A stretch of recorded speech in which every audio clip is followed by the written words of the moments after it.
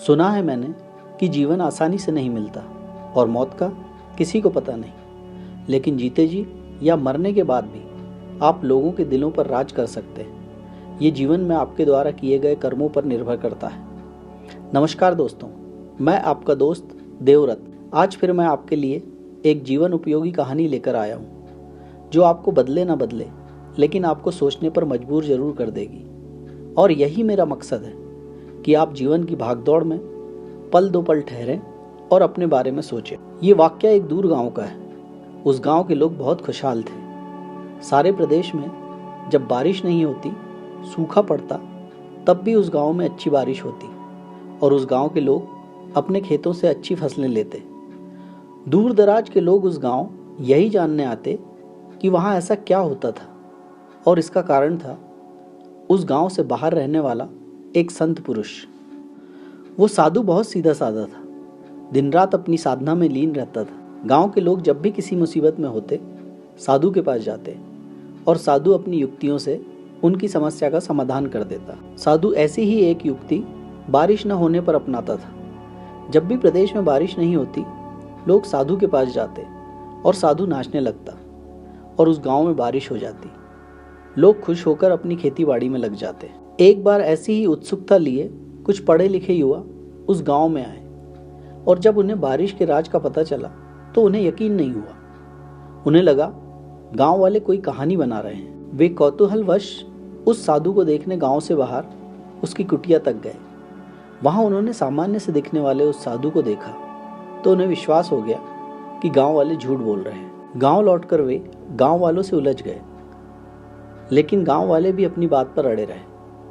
तब उनमें से एक लड़के ने गांव वालों को चैलेंज करते हुए व्यंग भरे लहजे में कहा, अगर तुम्हारा साधु नाचकर बारिश करा देता है तो हम भी नाचकर बारिश करवा सकते हैं। गांव के लोगों ने उनसे कहा, ठीक है, देख लेते हैं। फिर वे सभी साधु के पास गए और गांव वालों ने साधु को उन युवकों के चैलेंज के बारे में बताया। साधु सहज भाव से बोला, यह कोई प्रतिस्पर्धा की बात नहीं है। तुम बारिश करवा सको तो इससे हम सभी को खुशी होगी। नौजवानों ने उस साधु को हिकारत भरी नजरों से देखा, फिर कहा, चलो शुरू करते हैं। तो गांव वाले बोले, ठीक है, पहले तुम नाचो और बारिश करवा कर दिखाओ। युवा बोले, ठीक है, और उन सभी ने नाचना शुरू कर दिया। 30-40 मिनट नाचने के बाद वे सभी पसीना पसीना हो गए। कुछ नहीं हुआ। वे थककर निढाल हो गए और गिर पड़े। तब वे बोले, अब साधु की बारी, क्योंकि उन्हें यकीन था कि साधु के नाचने से भी कुछ होने वाला नहीं है। साधु उठा, उसने आसमान की तरफ हाथ जोड़कर प्रार्थना में कुछ कहा और नाचना शुरू किया। 1 घंटा बीत गया, बारिश नहीं हुई। तो वे सब नौजवान खुश हुए और गांव वालों को ताना मारकर बोले, कहाँ है बारिश? गांव वाले बोले, थोड़ा रुको और देखो। 2 घंटे बीते, 3 घंटे बीते, 4 घंटे बीत गए। साधु नाचता रहा और बारिश नहीं हुई। तब तो उन युवाओं ने साधु और गांव वालों पर व्यंग्यात्मक टिप्पणियों की बौछार कर दी और जोर जोर से हंसने लगे। लेकिन न ही साधु न ही गांव वालों पर इसका कोई असर हुआ। साधु नाचता रहा और फिर वह क्षण आया जब बारिश की बूंदें गिरना शुरू हुई। नौजवान ये देखकर हक्के बक्के से रह गए। साधु नाचता रहा और धीरे धीरे बारिश तेज होती गई। अब सभी नौजवानों को अपनी गलती का एहसास हुआ और वो शर्म से पानी पानी हो गए। जल्दी ही उन्होंने खुद को संभाला और नाचते हुए साधु के पैर पकड़ लिए।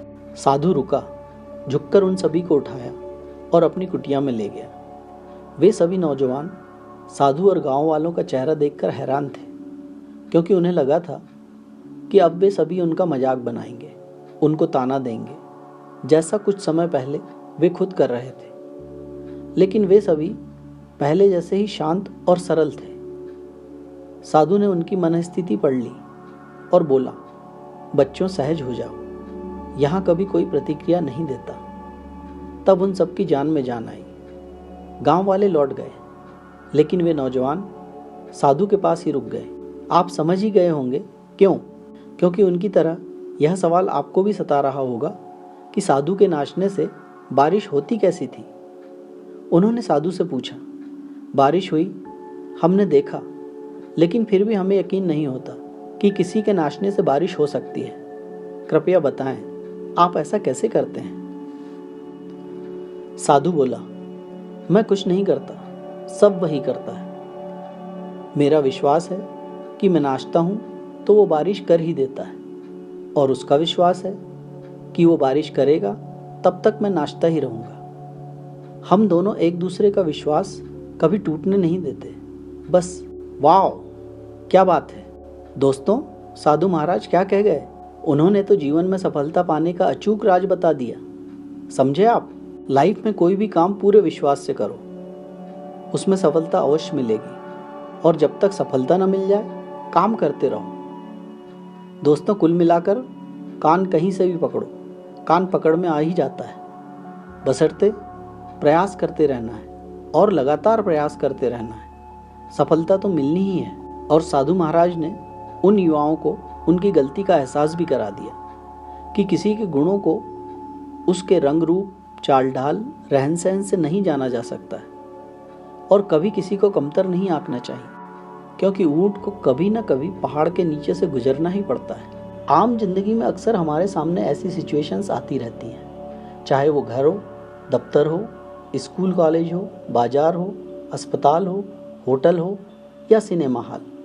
हर जगह ऐसी छोटी बड़ी घटनाएं होती रहती हैं और हम सोचे समझे बगैर तुरंत उन पर अपनी प्रतिक्रिया दे देते हैं। कभी कभी जब हमें असलियत का पता चलता है तो हम भी आत्मग्लानि से भर जाते हैं। इसलिए कुछ भी देखने सुनने के बाद या बोलने से पहले क्षण भर रुकें, सोचें, फिर रिएक्ट करें।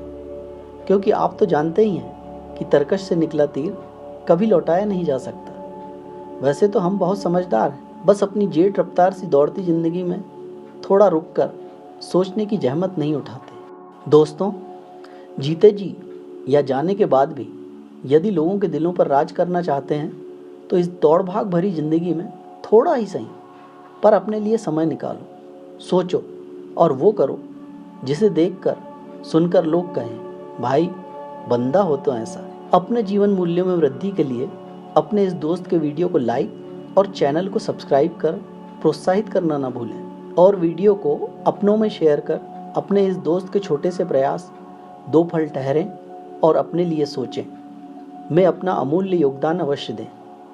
अगला वीडियो कल सुबह 8 बजे जरूर देखें। धन्यवाद। Thank you for watching.